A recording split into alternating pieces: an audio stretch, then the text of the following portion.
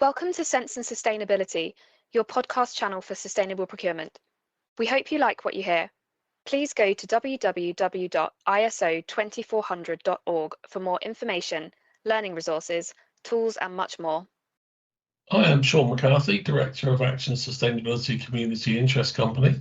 I'm pleased to introduce part two of our podcast series with Graeme and Laurence, where we explore in a little bit more depth the issues and challenges around Scope 3 emissions and recording of them.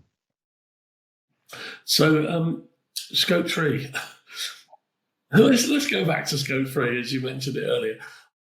And also, Graeme, you said continually the goalposts are moving, and they are, as more and more organisations discover that actually the vast majority of their emissions are actually in Scope 3 in practically any business. And that's going to have an impact on the value chain. How are you seeing that from your perspective? As you say, that a lot of clients at the top are looking at the Scope 3. We work with a lot of them. But how are you seeing that impacting further down the value chain? And again, what do clients need to do better to help their supply chain to understand this issue? It's a great question. I'm not sure where to start with that one. We see a lot of aspects of this. So we see in the carbon accounting process, just quantifying your Scope 3 emissions is really, really difficult because of the data requirements that are needed there, especially if you've got a global supply chain. We're seeing examples now of, I'm trying to think of that AstraZeneca example. What you can say.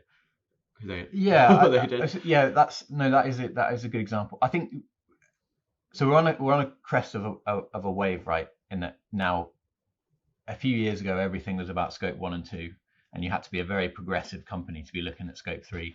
Now, Scope 1 and 2 is a given, and Scope 3 is where if you can demonstrate good practice there and provide good answers to questions, then you have a competitive advantage. And it's still very, very scary for most businesses.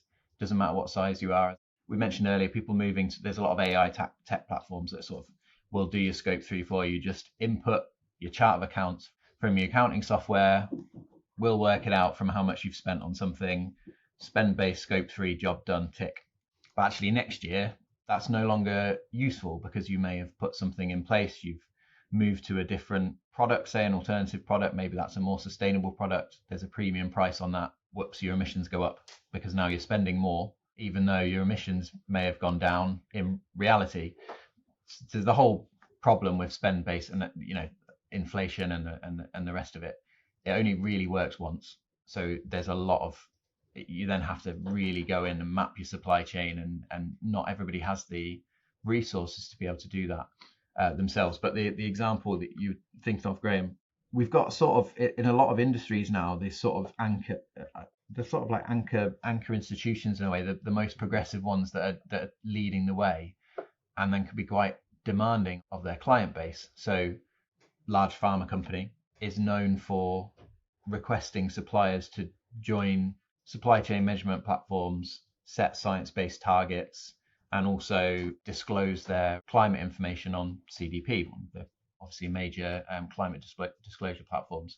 And if you enter their supply chain, you have to do all of this stuff within a certain time window, and that's just if that's the first time you've been asked it, that's a hell of a lot of work to do.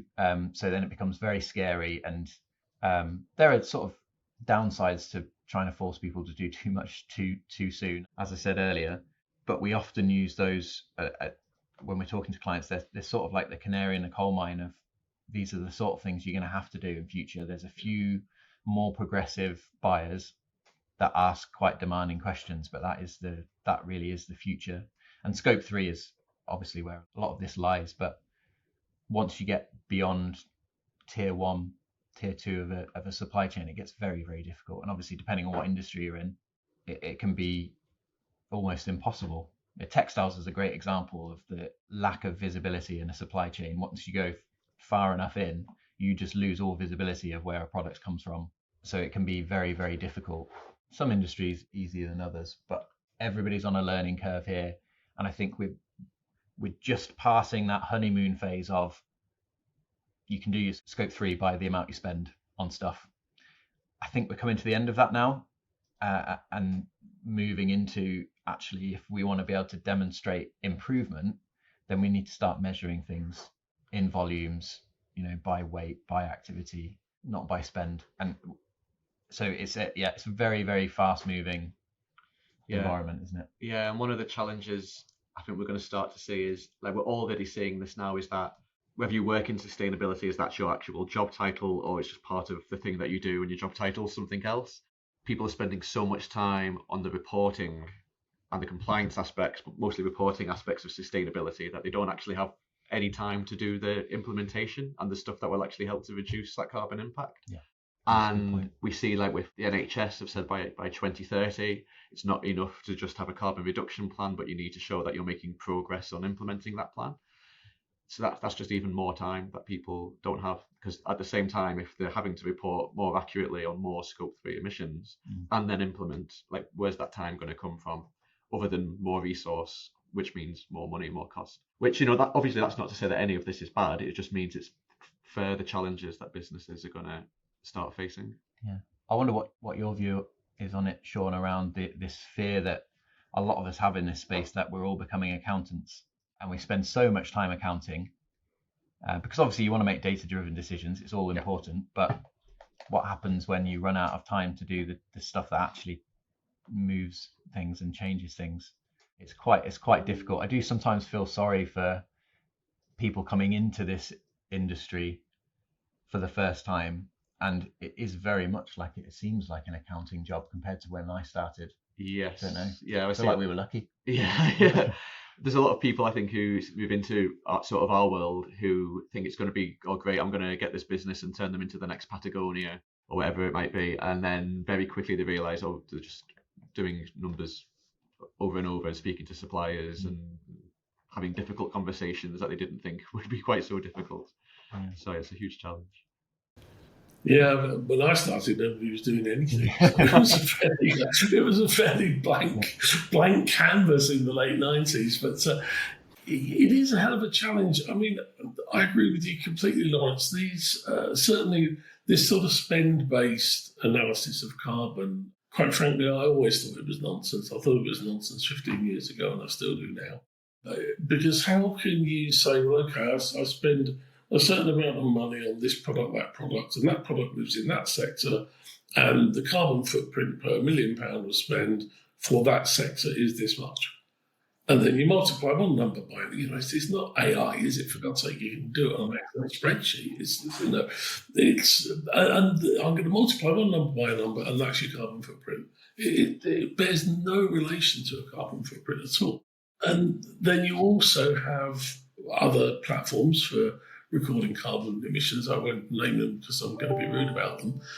Again, this is all about your supply chain. So if a supplier is quoting their carbon emissions to platform X, whatever it might be, and you've got supplier A that self-delivers 90% of what they do, and supplier B that subcontracts 90% of what they do, supplier B's so-called carbon footprint is going to be tiny compared to supplier A. So as a procurer, it's very difficult to kind of work that through and make those decisions. So you're absolutely right. We do need to have proper real data,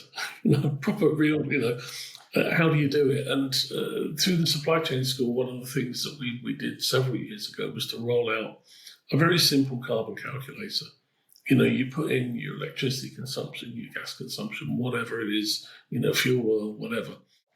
And we would still get phone calls from suppliers to say, it's asking me for how much electricity I've used in the last 12 months. Where do I find that information, please?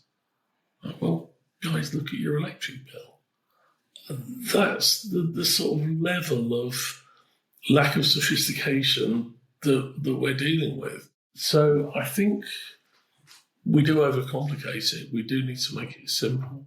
It would be great if there was, a consistent message coming through the value chain, because, this client's asking for information in that way and that client's asking for it in another way is really unhelpful, and it is adding a lot of cost. But you're right, Laurence, it has to be done. We can't, carry on. Certainly with, this sort of cost-based carbon accounting, it's just, it doesn't do anything. It doesn't mean anything at all. But getting at that real data in a consistent way and providing simple means to collect the data, it's not that difficult if you boil it down to how much fuel am I using, how much electricity, how much gas, what vehicle miles am I doing? And that would be the essence of most organisations' carbon footprints. It's not that difficult, but we seem to try to make it difficult. It's that confusion. I mean, earlier this week I was explaining to somebody what a kilowatt hour was. If you don't know, you don't know. But I think sometimes we assume, and then we end up in trouble. There's also a standardization problem of being able to compare apples with apples is very, very difficult. One of our clients recently, they wanted a full sort of understanding of their scope 3. The driver actually wasn't really anything through procurement for them. They just wanted to know, which is obviously great. When that happens, it's great. And they're quite a small manufacturer of products, and they've got one very big supplier of a component that comes from overseas, much bigger company, big manufacturer. And they said, oh great, we've got an LCA of this component, so that's great, we'll be able to understand our scope 3 to much more detail. It was a product footprint actually, and they provided the information to us, and it was from the supplier. It was a verified ISO 14064 product emissions, and we looked at it and we were just like, well, we're not quite sure what's going on here, because actually this company seems to have a smaller scope 3 than the small manufacturer that we're measuring this all for. What's going on here? And even though that was verified to third party standard, it turns out that they'd only included 2 or 3 parts of their scope 3 in their own measurements as an organization, and that then feeds through into the product emissions, and then we then couldn't use that figure because it would give them then it looks like their key supplier is the smallest part of their supply chain when it obviously isn't. So we couldn't compare that, and we ended up saying, well, first year we're going to have to look at other ways around this. There was a little bit of spend base, and I've explained, completely agree with you that it's an unfortunate thing to have to end up leaning on, but they couldn't really use the information provided by the supplier because the supplier wasn't measuring their own scope 3 in enough detail for us to do a good job for our client. So it's a weird sort of situation here with a supply chain having good visibility throughout a supply chain, and when some detail drops out halfway through, you end up with some very weird numbers that can point you in the wrong directions. Yeah. So it can be confusing. This sort of links back to something you just said, Shaun, about it's not necessarily complicated stuff, but it can get complicated quite quickly. And so something that I was always saying when I worked in academia was, if you're an accountant or training in accountancy, you can definitely do carbon accounting work. I'm sure I don't know how to do financial accounting. I avoid it as much as possible in my personal and professional life.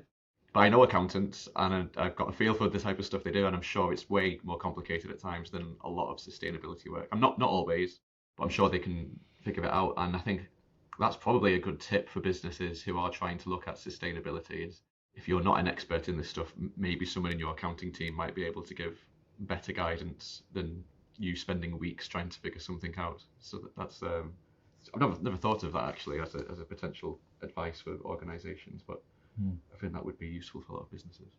It's a good point, isn't it? Because again, it's all about transferable skills. But we touched in that last bit of conversation about certification. I think that's another whole minefield that we could probably do a whole podcast on. Where are you guys on sustainability certification and what it means or doesn't mean?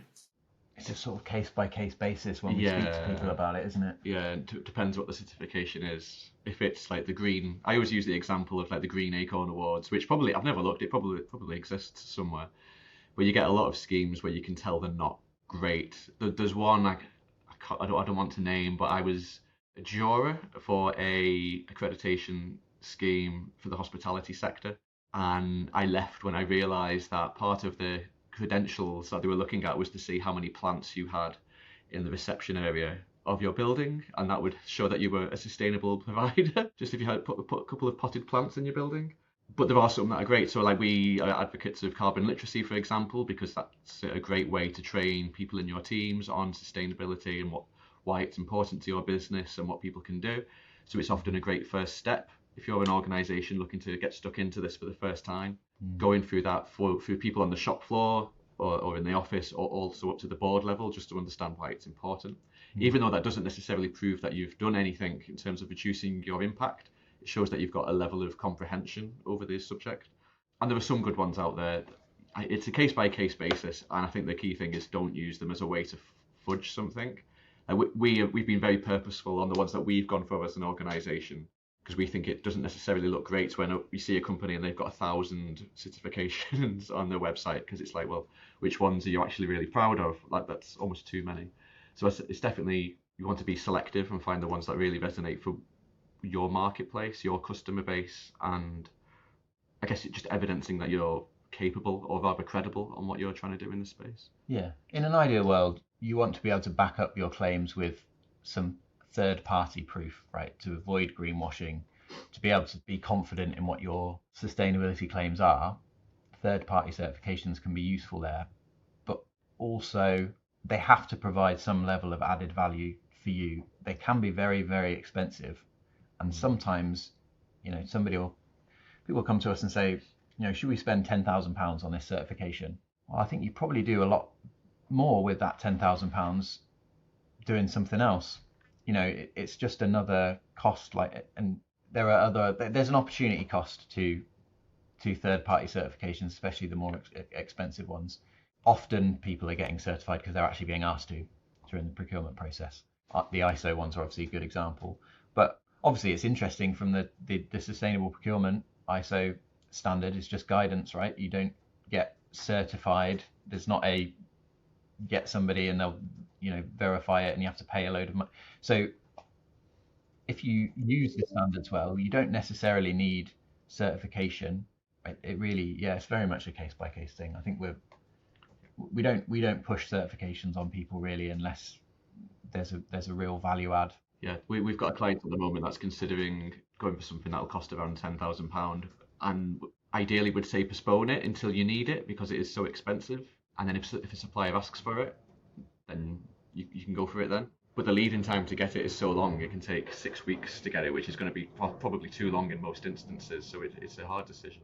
Yeah, it's thinking about profit generation, isn't it? I mean, if you're going to spend £10,000 on a certificate on the wall, and say you're lucky enough to be working off a 10% margin, is it going to win you 100,000 of new business to get that 10,000 back in profit? I think the way I see things, as you say, looking at it from a buyer perspective, is what I call lazy buying. You got this certificate, tick, okay, or you haven't got that certificate, cross, so you're in, you're out. And I see quite a lot of examples of, as you say, certification that means nothing at all.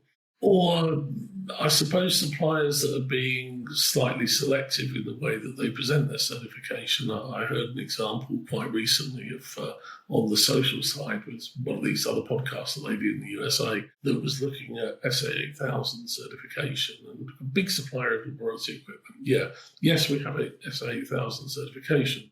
It turns out they have 9 factories in the world, 2 of which are certified to SA8000. Those 2 only supply a single-digit percentage of what the company supplies, and none of the stuff that she was actually buying. So I think it's, for me on the buy side, it's very important to ask the right question. First of all, to understand what a certificate actually means, and secondly, to then really dig into the supplier to understand what it is they have. And as you say, or also, does it have value? Does it have value to the buyer? Yeah, absolutely. But again, that's another challenge that we see, less from the clients we work with on a more day-to-day basis. But if you're receiving, 100 tenders for something, that's a lot of time that you need to then to go through all of those and analyse them in depth. And that's, we always encourage all our clients to do the best possible job, and absolutely never fudge anything. But I don't know how many times somebody sits there and actually reads everything to the nth degree, especially when it's, you know, a huge tender and then there's, say, a carbon reduction plan as an attachment to that. That's a whole separate report that they've then got to go away and read and understand and maybe analyse, and this all takes time, and it's a huge challenge on the other side. Yeah, I guess I'm always an advocate of understanding as a buyer, understanding what you actually need, what your priorities are, what you want your supplier to deliver to support your objectives. I think there's an awful lot of box ticking to say, well, are you doing all this sustainability stuff where actually is it relevant to what the buying organisation is trying to do for the business? So again, it's about setting priorities has been a very key thing. Is there anything else you'd like to cover? Obviously, I'm sure we can talk about this all day, but recognise that the time is precious for all of us. I suppose that we're always very empathetic to the people in the procurement world, because it is very difficult, a difficult job, and there's a lot of pressures. But I suppose a friendly message to put out there is just going back to that whole trying to avoid sending confusing messages accidentally. Nobody intends to do it, but sometimes we spend a lot of time walking a client through a procurement process, which is not best use of their time or best use of our time, just explaining jargon terms, and it could have all been communicated a lot simpler. So there's very much a language thing that I think on both sides we could be a lot better at, to prevent frustration really on both sides, and suppliers not knowing what they're being asked for and customers not getting what they want in response. Yeah, but this is very much it's the most important area of sustainability now in procurement, is getting those connections with suppliers right, so that as a buyer you're getting what you need, but you're not confusing people and people having to spend weeks at a time trying to understand what you mean when you say, are you carbon neutral? Do you have this certification? Are your targets science-based? You know, you need to be able to provide some support to explain all of that. Yeah, you do. Yeah. And I think I'd like to stress is that with sustainability, I always try to think, what's the opportunity? I mean, with everything, I think that's a good philosophy in life to have, but particularly in sustainability, like one thing I always say is the world's changing all the time, whether that's AI or new technologies like solar or whatever it might be. The world's changing and nothing's going to stop that. But there's been few things that have been so predictable that are going to happen, but that businesses are so unprepared for, as climate change. And if you're an organisation that can understand that challenge and be ready for it and adapt, then that's an opportunity, because you'll be doing something much better than your competitors. You'll be more risk-proof rather, and be able to leverage all those opportunities in procurement, for example. And then for companies at that procurement end of the spectrum, I mean, this is for all businesses. I always say all businesses need to do three things. They've got to look like they're credible on sustainability, so being compliant, reporting responsibly and transparently, and so on, having proper policies for things like procurement. You've then got to transform as a business, so you've got to deliver on what you are reporting on and what your goals are and all that sort of stuff. But then the other one that's often missed is how can you support the wider transition towards sustainability? Because the UK is going to be decarbonising. Whoever's in power, by 2050, we're going to have hopefully a net zero society by then. And so if that transition's happening, there's a real opportunity there in terms of what's the ability of your organisation to support that wider transition. And that's different for every business. Sometimes it doesn't exist, but usually there's something really nice there that you can sort of leverage and put your flag on as a business. And there's a really big opportunity there with anyone working in procurement to sort of find a way to do that by, if you've got a company that's putting sustainability requirements into procurement, that means you're probably doing loads of other really good stuff on sustainability anyway. So there's a real opportunity to really position yourself as a leader through sustainable procurement. And then that's such a good news story to tell. It's such a good way to show leadership. It's such a good way to share your experience and speak to your sustainability team, see what amazing things they've done, and then share that with your suppliers so that people can see what you've done, learn from that, and go with you on that journey. And that takes a bit of headspace and a bit of time, but which is obviously not always easy to find. But if you can do that, then I think that's a huge opportunity for any business. Yeah, and these sort of conversations are really valuable, right? More of this sort of thing, more use of things like supply chain sustainability school would be great. All of these sort of initiatives are really good. So yeah, I'm really glad we had this conversation. It's It's been very, very, very valuable. So it's all about communication and simplicity. Yeah, absolutely. Okay, well, guys, thanks very much. I'm glad we had the conversation as well. I think it's been fascinating. I think our audience will love it. As I say, most of our people that listen to our podcast all over the world are very interested in sustainability in supply chains, and we've just spent the best part of an hour talking about that. So thanks very much indeed for your contribution. No worries. Thank you for having us. Yeah, thank you. Thank you for listening to our podcast on Sense and Sustainability. Please listen out for more episodes. For more information, learning resources, tools, and much more content on sustainable procurement, go to www.iso2400.org.